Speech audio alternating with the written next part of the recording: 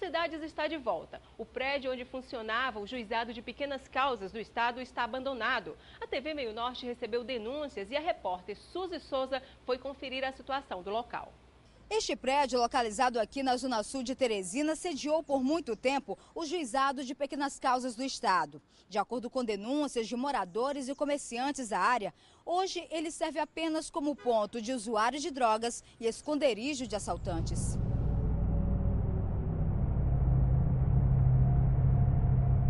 A área em que o prédio está localizado é bastante privilegiada. Possui dezenas de comércios e escolas.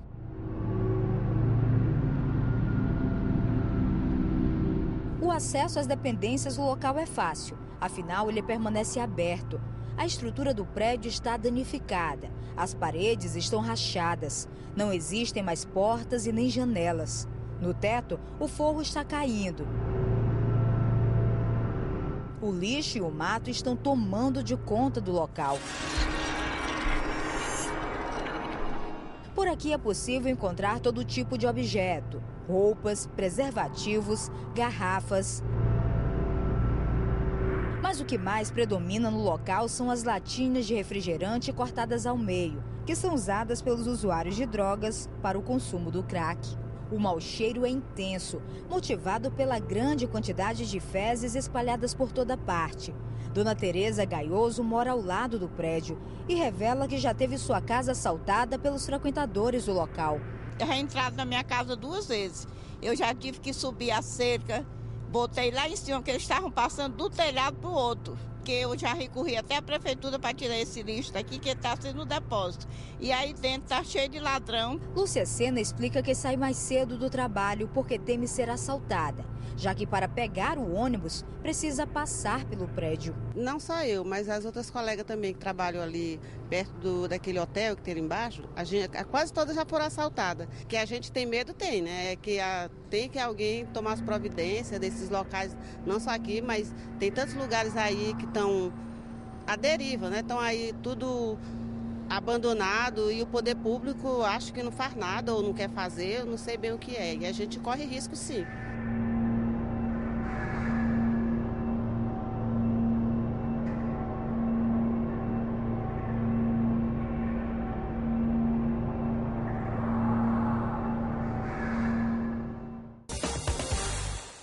A precariedade do Corpo de Bombeiros no Piauí foi assunto discutido na mídia nacional. Em 2009, as denúncias feitas ao Ministério Público do Trabalho foram confirmadas através de inspeções da Vigilância Sanitária. Uma ação civil pública foi movida contra o Estado em 2010, mas até o momento nada foi feito. Veja na reportagem. No Ministério Público do Trabalho no Piauí, são inúmeras as denúncias protocoladas em relação à precariedade do Corpo de Bombeiros no Estado. Em 2009, a pedido do Ministério Público do Trabalho, a Vigilância Sanitária realizou inspeção nas bases do Corpo de Bombeiros nos municípios de Floriano, Picos, Parnaíba e Teresina. Assim como foi divulgado na mídia nacional, o procurador José Wellington Soares afirma que os problemas se arrastam há anos. Em 2010, o governo do estado reconheceu as deficiências, mas se negou a firmar compromisso. Por conta disso, uma ação civil pública foi movida pelo Ministério Público do Trabalho, que condenou o Estado a sanar as irregularidades.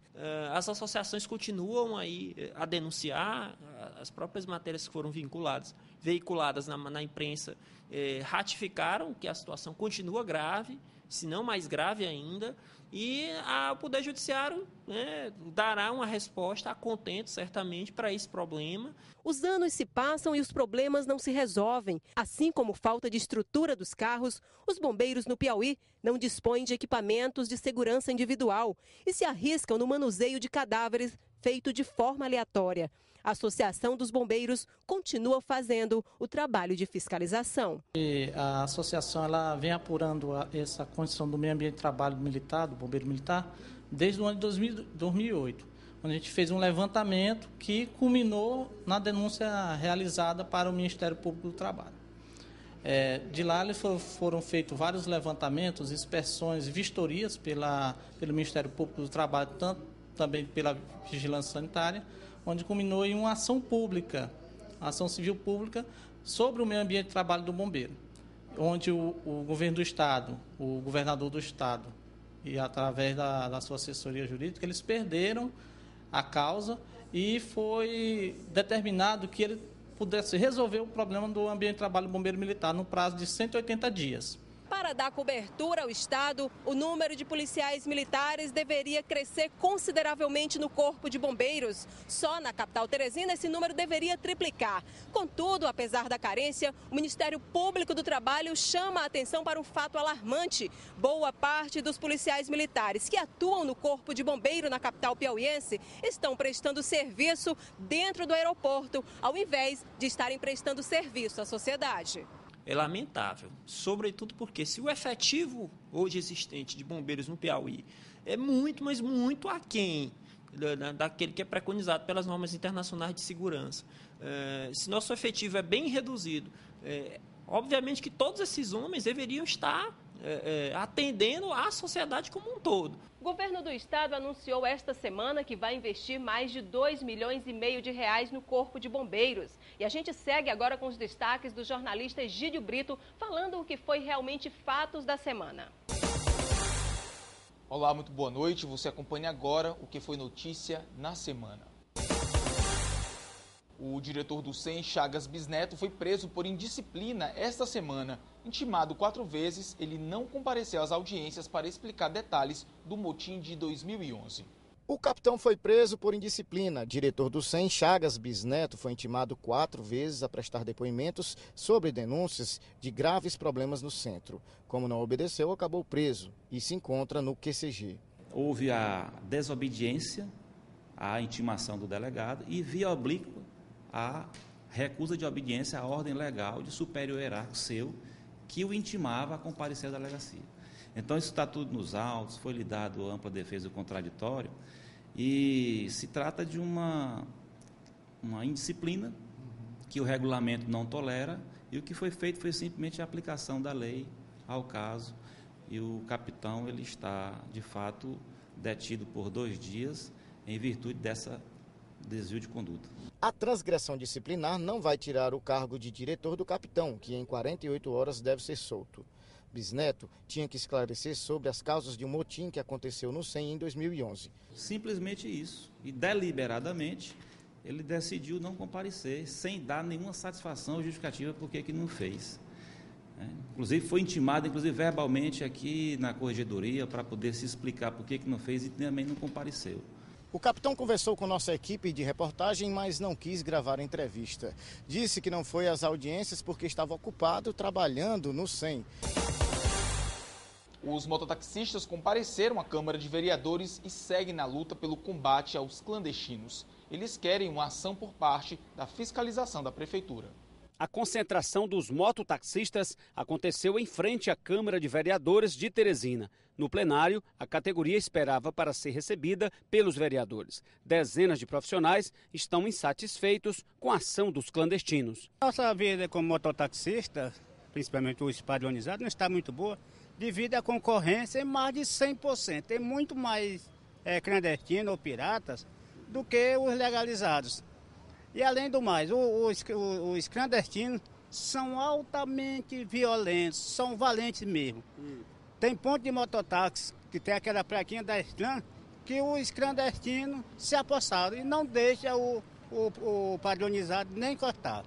Inclusive, lá no pátio da maternidade Evangelina Rosa, lá fica um clandestino, ele não deixa nenhum padronizado encostar, não. Se torna dono da situação. A nossa renda, infelizmente, caiu porque nós temos nosso ponto, eu não posso pegar minha moto e botar na esquina. E o pirata está lá na esquina. Então o cliente, antes de chegar a nós, já tem uma proporção de outra moto pirata fazer o nosso trabalho. Aí, em vez do cliente vir até nós, pega ele lá. Aí nossa renda, às vezes, digamos que se a gente fizesse hoje, nossa renda caiu mais de 30%. Como a pauta da Câmara estava extensa, os mototaxistas fizeram um protesto.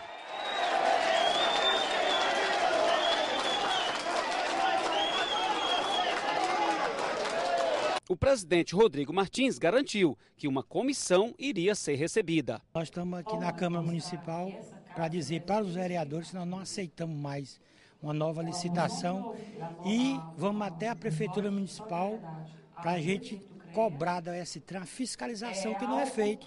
Hoje todo mundo roda aqui em Teresina, compra um colete e vai ser mototaxista. Se fosse para rodar todo mundo, não precisaria uma lei que foi aprovada, inclusive por essa casa aqui.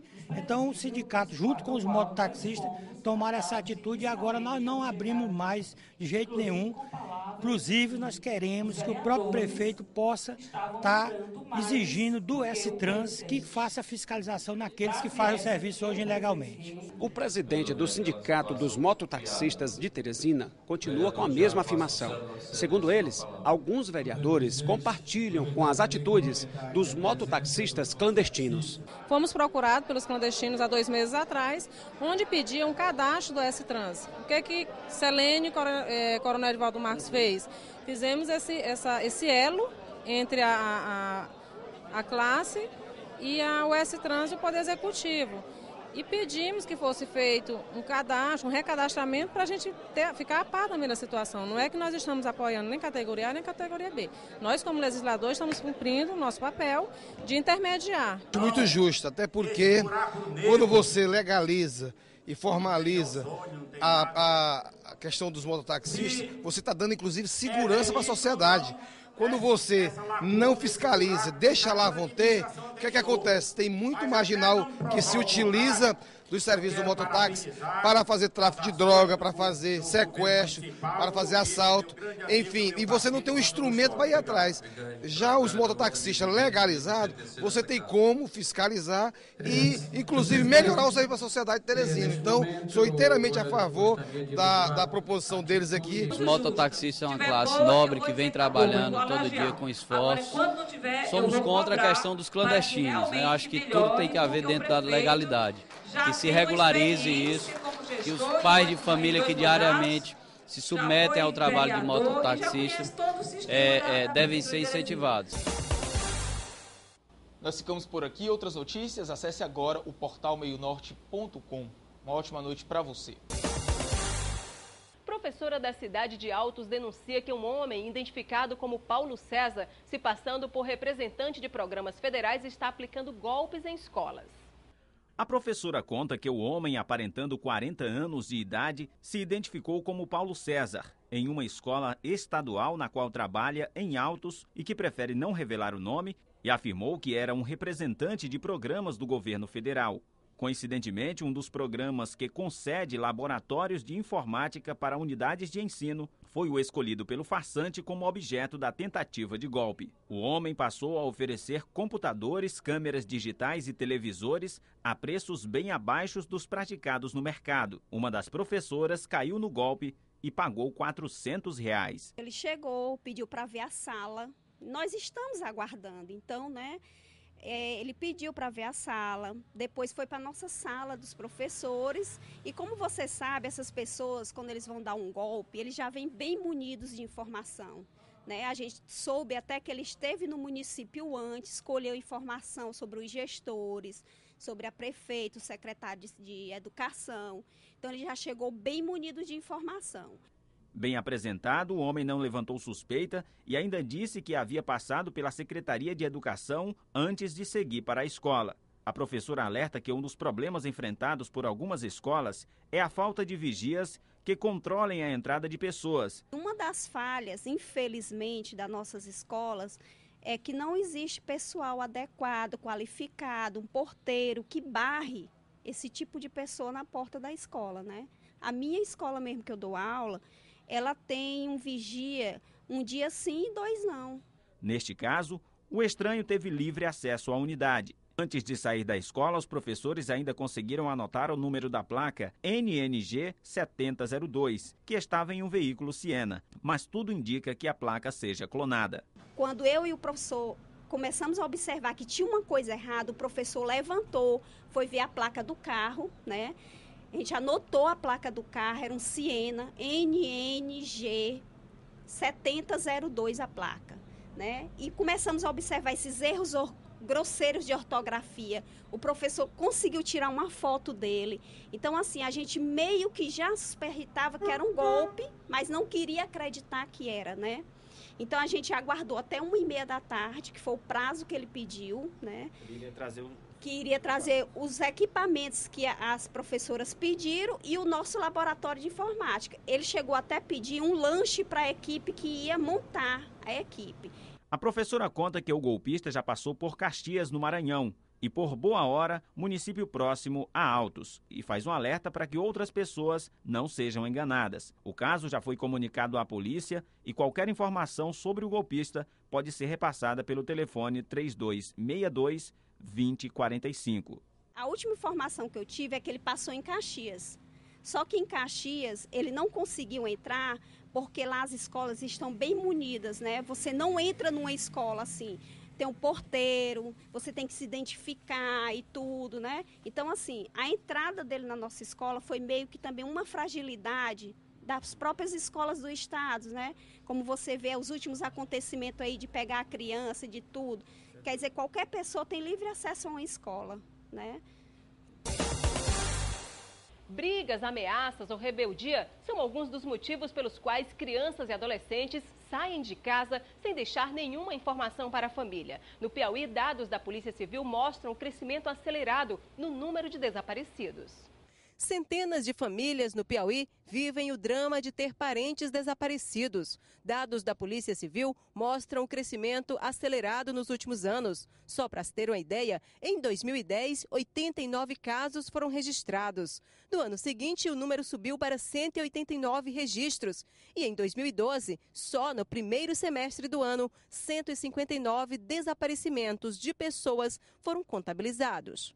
O levantamento da Polícia Civil mostra ainda que a grande maioria dos desaparecimentos é de adolescentes com idade entre 13 e 16 anos. Por ser essa uma fase em que os jovens se sentem com mais autonomia, surgem aí os conflitos familiares, onde a grande maioria dos jovens optam por sair de casa e nem sempre retornam. Micaele Rosane Assunção tem apenas 15 anos de idade e está desaparecida desde o domingo. A família já fez o boletim de ocorrência e a polícia já está trabalhando no caso. Ela saiu, aí minha mãe disse que ela chegou, já foi arrumando a roupa dentro de uma mochila, levou um boneco com a roupa e um homem veio de moto, parou bem aqui. Aí ela buzinou, ela montou na garupa da moto, minha mãe foi e chamou minha cunhada aqui, minha cunhada veio. Minha sobrinha veio aqui também e conversaram com ela. O conselheiro tutelar Itapuã Cavalcante é o moderador do site desaparecidos.com.br. A ele compete a responsabilidade de checar a veracidade das informações postadas sobre desaparecimento de crianças e adolescentes no Piauí. A orientação dada às famílias é procurar a polícia para fazer o boletim de ocorrência. No passado, a polícia tinha até 48 horas para iniciar a investigação. Mas de 2005 para cá, com a implantação da Lei de Busca Imediata, 11.259, as mudanças foram positivas. Os desaparecimentos que acontecem aqui no Piauí geralmente são por conflito familiar. Então, a criança ou o adolescente tem algum conflito no seio da família e aí ele sai da casa, passa 2, 3 dias na rua dormindo fora. Nesse período, ele está em situação de risco, situação de vulnerabilidade social e risco pessoal. O que é que a gente orienta para a família? Não esperar que essa criança volte ou que esse adolescente volte. É que imediatamente após o desaparecimento, se dirija ou à polícia, a Delegacia de Proteção à Criança e ao Adolescente, ou ao Conselho Tutelar, para que se faça um boletim de ocorrência, para que a polícia tome as providências cabíveis. Segundo o Conselho Tutelar da Criança e do Adolescente, quando o motivo do desaparecimento é o conflito familiar, ao retornar para casa, a vítima e a família são atendidos pela rede de proteção, que oferece orientação e acompanhamento psicológico. A rede, são vários órgãos que compõem essa rede. O Conselho Tutelar é uma porta aberta, uma das portas abertas para a rede.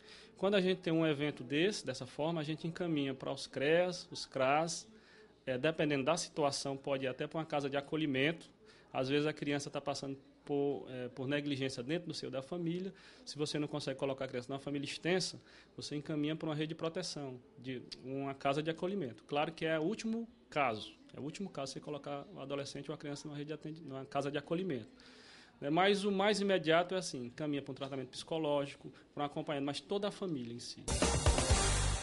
Por hoje hoje o Cidades fica por aqui. Obrigada pela sua companhia e audiência. Obrigada à Loja Cidas no Riverside, que me veste durante os programas. Ainda no Riverside, quero agradecer a toda a equipe do Salão Social que cuida do meu look, cabelo e maquiagem. Para rever os destaques dessa edição, você acessa o nosso blog meionorte.com/cidades. Críticas e sugestões você pode enviar para o e-mail cidades@meionorte.com. A gente se encontra no próximo programa. Tchau!